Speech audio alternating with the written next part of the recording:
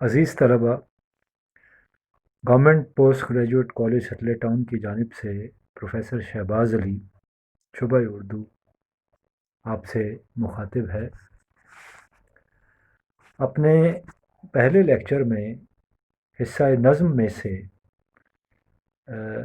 پہلی نظم جس کا عنوان حمد ہے اور شاعر مولانا ظفر علی خان، اس کے دو اشعار میں آپ کو پڑھا چکا ہوں ان کی تشریح،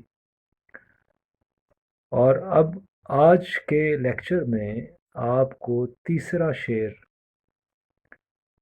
اور چوتھا شعر اور پانچواں شعر، اس کے 3 شعر مزید پڑھاؤں گا۔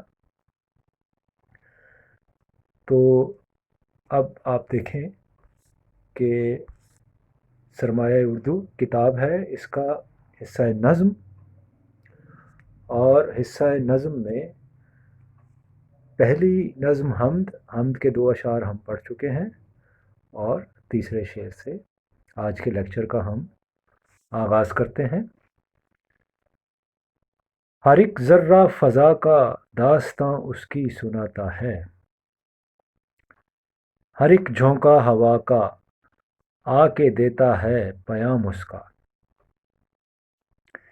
اس میں مولانا ظفر علی خان اس حمد کے شعر میں کہتے ہیں کہ فضا کا ہر ایک ذرہ داستاں اس کی سناتا ہے۔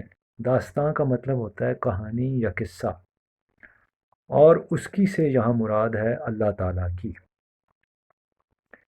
مراد کیا ہے؟ شاعر کہنا چاہتا ہے کہ یہ کائنات جو ہے اللہ کے حکم سے وجود میں آئی، اللہ کے حکم سے بنی، اور کائنات کی حقیر سے حقیر چیز، چھوٹی سے چھوٹی چیز، یعنی ذرہ، ریت کا ذرہ جو ہے کائنات کی ایک بہت حقیر سی چیز ہے، ہوائیں جب چلتی ہیں تو ریت کے ذرات فضا میں بکھر جاتے ہیں۔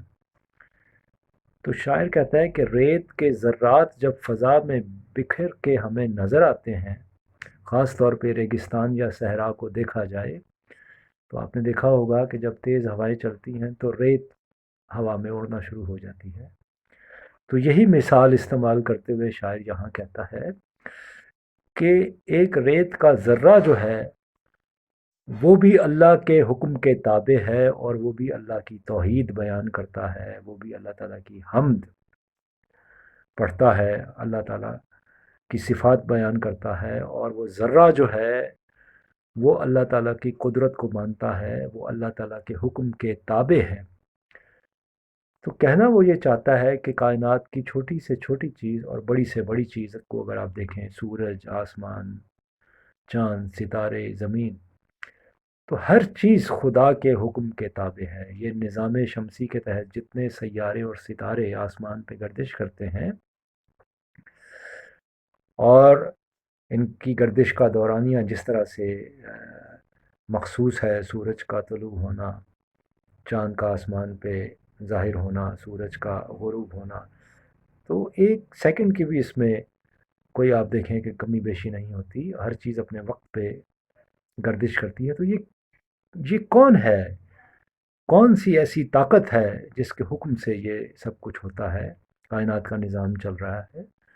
تو ایک شاعر نے کیا خوب کہا ہے کہ کوئی تو ہے جو نظام ہستی چلا رہا ہے، وہی خدا ہے۔ تو اس شعر کا بھی یہی مفہوم ہے کہ کائنات کی ہر چیز، ذرے سے لے کے آسمانوں تک، سورج تک، چاند تک، اللہ تعالیٰ کی توحید کا اقرار کرتی ہے اور اس کے حکم کے تابع ہے۔ ہر ایک جھونکا ہوا کا آ کے دیتا ہے پیام اس کا۔ پیام کا مطلب ہوتا ہے پیغام۔ تو ہواؤں کے جھونکوں میں بھی اللہ تعالیٰ کی توحید کا پیغام ہے۔ یعنی جب ہوائیں چلتی ہیں تو درختوں کی شاخیں جھومتی ہیں، تو تیز ہوا کے چلنے کو کہتے ہیں یہ ہوا کا جھونکا آیا۔ تو تیز ہوا کے جھونکوں سے جو درختوں کے پتے ہلتے ہیں، ان میں حرکت پیدا ہوتی ہے، تو وہ بھی ایک زندگی کا پیغام دیتی ہے۔ اور جو باشعور لوگ ہوتے ہیں، جو اللہ تعالیٰ کی نشانیوں کو سمجھتے ہیں، ان کو اس بات کا اندازہ ہو جاتا ہے کہ اس ساری جو حقیقت کے پیچھے صرف اور صرف اللہ تعالیٰ کا حکم ہے، اس کی توحید ہے، اس کی قدرت ہے، اس کی طاقت ہے۔ لہٰذا مختصر یہ کہ اس شعر میں شاعر کہتا ہے کہ کائنات کی ہر چیز اللہ تعالیٰ کے حکم کے تابع ہے اور اس کی توحید بیان کرتی ہے۔ اب ہم اگلے شعر پہ جائیں گے، چوتھے شعر پہ۔ سراپا معصیت میں ہوں، سراپا مغفرت وہ ہے، خطا کوشی روش میری، خطا پوشی ہے کام اس کا۔ سراپا کا مطلب ہوتا ہے سر سے پاؤں تک، یعنی مکمل۔ معصیت کا مطلب گناہ، اور مغفرت کا مطلب بخش دینا، بخشش کرنا۔ اس میں شاعر انسان کے حوالے سے بات کرتا ہے کہ انسان ہونے کے ناطے شاعر کہتا ہے کہ میں مکمل طور پہ گناہوں میں ڈوبا ہوا۔ سراپا معصیت کا مطلب کہ میں مکمل طور پہ گناہوں میں ڈوبا ہوا ہوں اور مجھے اپنے گناہوں کا اعتراف ہے، کیونکہ کہا جاتا ہے کہ آدم سے گناہ سرزد ہوتا ہے، اور یہ ہے ہی نہیں کہ کوئی شخص آدم ہو، انسان ہو، اور وہ یہ کہے کہ میں گناہوں سے پاک اگر ہے تو وہ صرف اللہ تعالیٰ کی ذات ہے۔ لیکن ساتھ ہی وہ کہتا ہے کہ اللہ تعالیٰ غفور الرحیم ہے۔ یہاں شاعر نے اللہ تعالیٰ کی ایک اور صفت کا بیان کیا، مغفرت کرنے والا، بخش دینے والا۔ تو شاعر کہتا ہے کہ خطا کوشی یعنی غلطی کرنا میری روش ہے، میری زندگی کا طور طریقہ ہے، کیونکہ میں آدم ہوں اور آدم سے خطا ہوتی ہے، میں فرشتہ نہیں ہوں، فرشتے پاکیزہ مخلوق ہیں اور وہ غلطی نہیں کرتے۔ خطا پوشی ہے کام اس کا، میری خطاؤں پہ یعنی میری غلطیوں پر پردہ ڈالنا۔ خطا پوشی کا مطلب ہے غلطی پر پردہ ڈالنا۔ تو یہ بھی اللہ تعالیٰ کی ایک صفت ہے۔ اللہ تعالیٰ کے صفاتی ناموں میں ایک نام ہے ستار۔ ستار کا مطلب ہوتا ہے پردہ پوشی کرنے والا۔ تو خدا انسانوں کے گناہوں کی پردہ پوشی کرتا ہے، کیونکہ وہ ہر انسان کے عمل سے اللہ تعالیٰ کی ذات واقف ہے۔ یہ ہو ہی نہیں سکتا کہ انسان سے کوئی غلطی ہو۔ اچھائی کے کاموں سے بھی واقف ہے اور انسان کے برے کاموں سے بھی واقف ہے، لیکن وہ انسان جو اللہ تعالیٰ سے مغفرت طلب کرے گا، اللہ تعالیٰ اس کو سچے دل سے، جو اللہ تعالیٰ سے معافی کا طلبگار ہوگا، اللہ تعالیٰ اس کو بخش بھی دے گا، اس کی خطائیں بخش دے گا، کیونکہ اللہ تعالیٰ کی صفت ہے کہ وہ غفور الرحیم ہے، بخش دینے والا ہے اور رحم کرنے والا ہے۔ اس کا اگلا شعر ہم پڑھیں گے۔ میری افتادگی بھی میرے حق میں اس کی رحمت تھی۔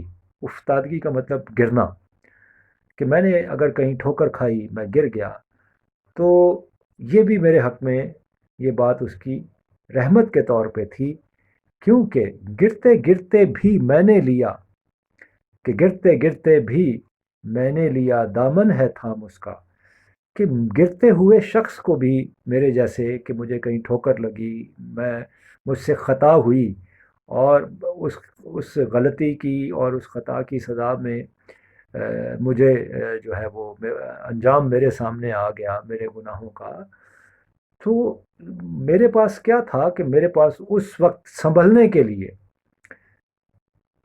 اللہ تعالیٰ کا نام تھا، اللہ تعالیٰ کا دامن میں نے تھاما اور اس کے دامن رحمت میں آ گیا۔ تو اللہ تعالیٰ گرتے ہوئوں کو بھی اپنے دامن رحمت میں لے لیتا ہے۔ تو یہ ایک اس کی بہت بڑی خوبی اور انسانوں کے لیے اس کی جو رحمت ہے، کہ خطائیں کرنے کے باوجود جو لوگ میری طرف رجوع کریں گے، جو مجھ سے معافی مانگیں گے اپنی غلطیوں کی، جو گر چکے ہوں گے اور تباہی کی طرف جا چکے ہوں گے، تباہی ان کا مقدر بن چکی ہوگی، میں ان کو بھی وہاں سے اٹھا لوں گا اگر انہوں نے سچے دل سے توبہ کر لی اور اگر انہوں نے میرا دامن تھام لیا۔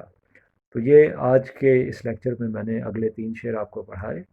تو انشاءاللہ تیسرے لیکچر میں یہ جو ٹاپک ہے حمد والا، یہ ہم مکمل کر لیں گے۔